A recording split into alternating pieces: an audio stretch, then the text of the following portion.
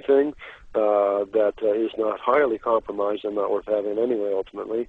And so it's really open to any number of tactics. What's important to realize here is it's just that I think we need to take some serious action to just shut things down. Now, you can do that any number of ways. Now, what I'm really not interested in either is a debate about sabotage and property destruction, these kind of tactics, because these are just rearguard tactics. I mean, I would defend these as one of a million things that we ought to do, one of a million tactics that would be justifiable, one of a million ways to free an animal. But what we really need to do is have a social revolution. And this is certainly nowhere near on the horizon. Absolutely. But this and the so-called mainstream media, all they know and talk about is apparently these actions that you were just describing. You know, where people burn down laboratories and all that kind of stuff to make activists look bad, and to say, look, you know, you are the ones that are aggressive, when in fact, you know. People who do that, people like ourselves, you know, activists, I think we are the passionate ones. Well, that's another example. I mean, are we going to try to play nice to the media and give them nice press packets and behave in front of their cameras? Or are we just going to do our own media? Who cares what the media say? You know, public opinion matters to some extent, and that's why there's a press office for the ALF and ELF. But the most important thing is to have an impact with your actions. I'm really not too sympathetic with these arguments. Oh, you're going to give a bad name to the movement. Well, I think that's ineliminable in some senses. And the person that's sitting on their lazy boy chair drinking a beer, I don't think their opinion matters too much one way or the other. Yeah, I mean, there are plenty of armchair critics anyway. Yeah, right. So who cares what they think? Yeah. It's not like it's going to matter to animals one way or the other. But, you know, we do our own media, we do our own actions, and we just stop talking about things. We're not going to get anywhere. I mean, speaking of... about why animals have rights, let's stop theorizing, by the way, just to finish on this note. As a philosopher, I want to say let's stop theorizing. But you do, I mean... we need more action and less... Can I quote Elvis? A little less conversation, a little more action. Having said all that, I mean, you are often a keynote speaker. I mean, you have been all over the world and talked.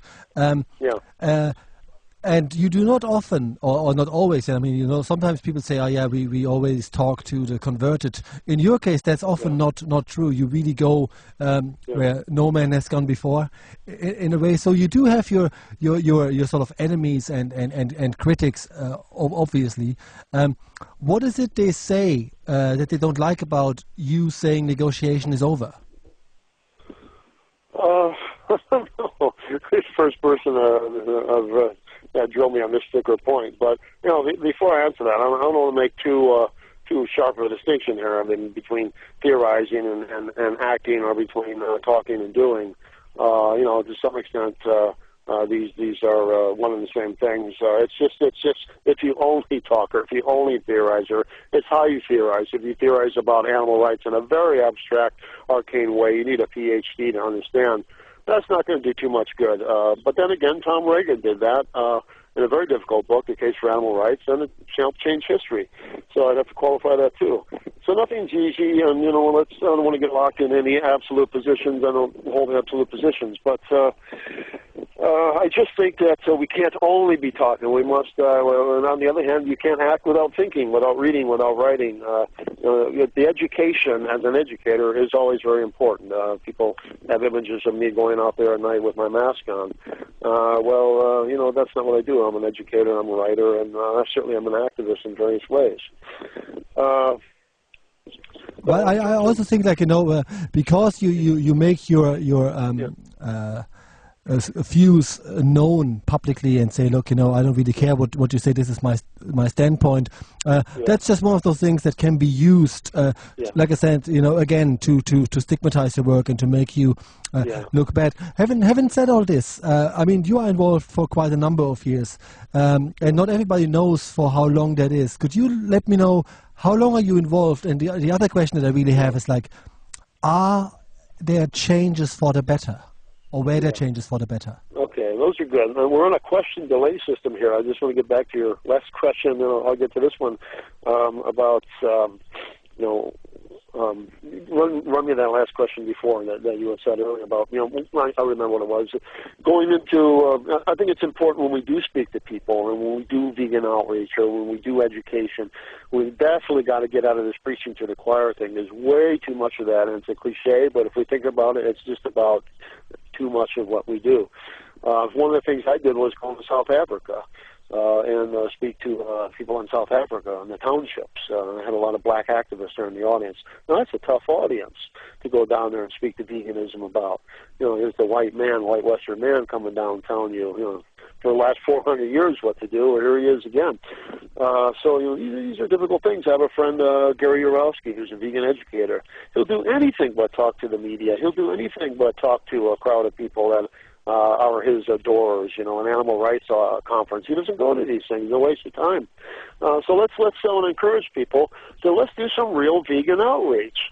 Let's not stand on college campuses and hand out our leaflets. I suppose there's some good value to that too, but let's really try to get out of this white, middle-class, elitist enclave that we're stuck in. Let's really try to take this message to the people, to the poor, to the communities, to people of color, to families. Let's really try to get this out there. Let's get it out in China, for G's sake. China's that's going to be into a meat-based consumption economy, and nobody's talking about this. It's all over.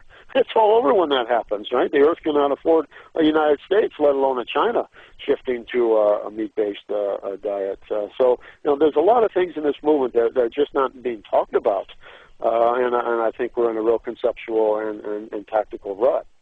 I mean, I was really hoping, when the United Nations sort of backed activists up and saying that over 50% of the greenhouse gases is ultimately caused by farming, that people would wake up. And now you have obviously these other people, they always are, that's a conspiracy and that's all rubbish and all that kind of stuff. But I want to get back to you going to South Africa, because one of the things, I went to Toronto with Concern, which is an NGO here, years ago to do footage of HIV/AIDS. And last year I saw you can actually sponsor people in Africa, and you can buy them a goat for 36 quid. And I obviously wouldn't do that. So the argument obviously is that people who have nothing to eat and their livelihood is cows and pigs, what have you, they wouldn't listen to you. Were they listening to you when you were down in South Africa, for instance? Well, I don't know what the extent they listened to me. They were respectful, and some wrote me later and said they appreciate what I had to say. But I think there are some instances when pushing veganism is an elitist thing. When we ask poor people, and we might have a critical attitude, they're not buying cruelty-free products. I mean, this is a little bit unreasonable.